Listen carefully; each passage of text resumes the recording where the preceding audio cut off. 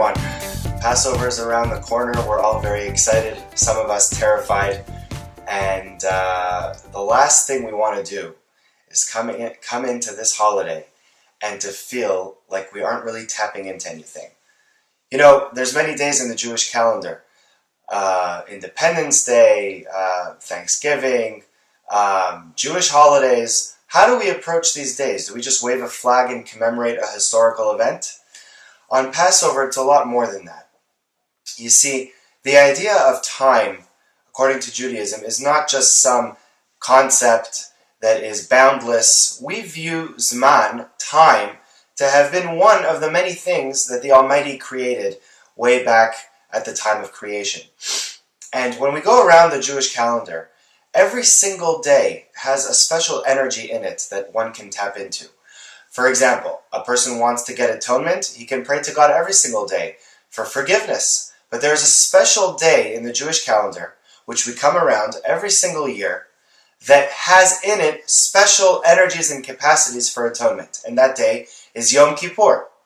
Day of renewal is Rosh Hashanah. Well, what's Passover? Is this just a day where we're coming along every single year and waving the flag of coming out of Egypt? So I'd like to suggest that there's actually a special energy of freedom that exists during the 8 days of Passover, and we have the ability and opportunity every year to tap into the energy of freedom. What's this all about? So when we look at Passover, anytime we look at the beginning of any object, a human being, a business, a nation, we always want to look at the beginning in order to know what the future holds. For example, if you look at a baby while it's still in the mother's womb, doctors are very often able to look at the DNA of that baby and give you a very good picture of what that child is going to look like. Characteristics, physical, emotional. There's many pieces of information that can already be detected from the beginning of a human being. Same thing applies with a business. If everything is set the right way and organized, you can really have a good idea of what that company is going to look like. When it comes to a civilization, when it comes to a nation, you also want to look at the beginning. And when we look at the beginning of the Jewish people, we see that the beginning of the Jewish people differs from every other nation that ever came across the earth. You look at the Romans, the Greeks, the Persians, what made them a nation? Very often, it's a common land, a common culture, set boundaries, language, and they decide that, you know what, we're all similar, we share so many common values, we share so many things together, let us create a nation on this land. Well, if we look at the Jewish people had none of the above.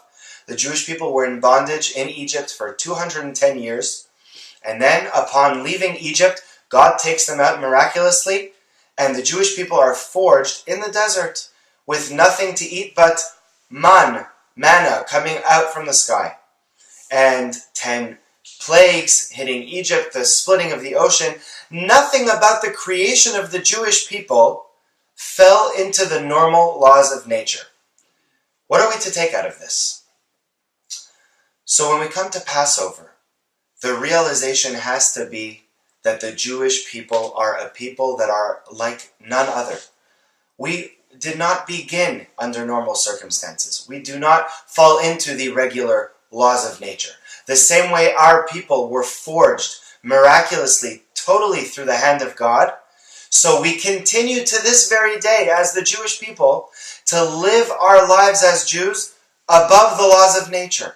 When a person decides, you know, maybe I'm not going to work on Shabbat. Maybe I'm not going to open my business. Maybe I'm going to do something extra for my Judaism. Many times that doesn't necessarily make sense. A lot of Jewish people came to America in the 1800s. They decided, you know what?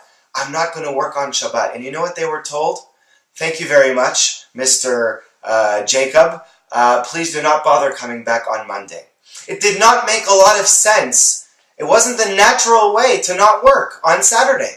But Jews, many of them were able to persevere. And by going above and beyond the laws of nature, they were able to tap into a phenomenal energy. When we come to Passover, we are asking ourselves on an individual basis, if I am to be a part of this people, the Jewish people, that the Almighty Himself took out of Egypt, then do I want to live like a Jew? Do I want to invest myself to live above the laws of nature and to go into my life's spiritual aspirations? We can all eat, sleep, go to work, make money, but then what does that lead to? If we do not have spiritual aspirations as Jews, then what makes us different? We want to be different. Pesach and Passover is the holiday where we realize the difference of the Jew. And that really can only happen if we feel that gratitude. The gratitude to God for having taken us out in the first place. When we come to Passover, we are realizing that we are humble and that we follow Moses. Moses was our greatest leader. And it says about Moses that he was the most humble person that ever lived. If we tap into realizing that ultimately everything is in God's hands and we do the best we can, but we are in no place to show and express arrogance. Everything that we have is thanks to the Almighty. The fact that we're here, healthy, able to worship Him, and able to live happy, successful, productive lives. If we realize and tap into a humility and realize that everything that we have is from God, then we can really thank God, each one of us, on our own individual level, and realize that as Jewish people, we are very, very fortunate to be coming each and every year to this magnificent, beautiful holiday of Passover, where we're really feeling like we came out of Egypt. That's the mitzvah. The commandment is to feel like we came out of Egypt. So my friends, let us all drink the 4 cups of wine. Let's eat the matzah. Let's feel the bitterness of the bondage by eating the maror. And let's really appreciate everything that God has done for us and will continue to do for us. And tap into what our spiritual aspirations ought to be if we really want to feel connected and tied to the Jewish people. Thank you very much. Have a wonderful Passover.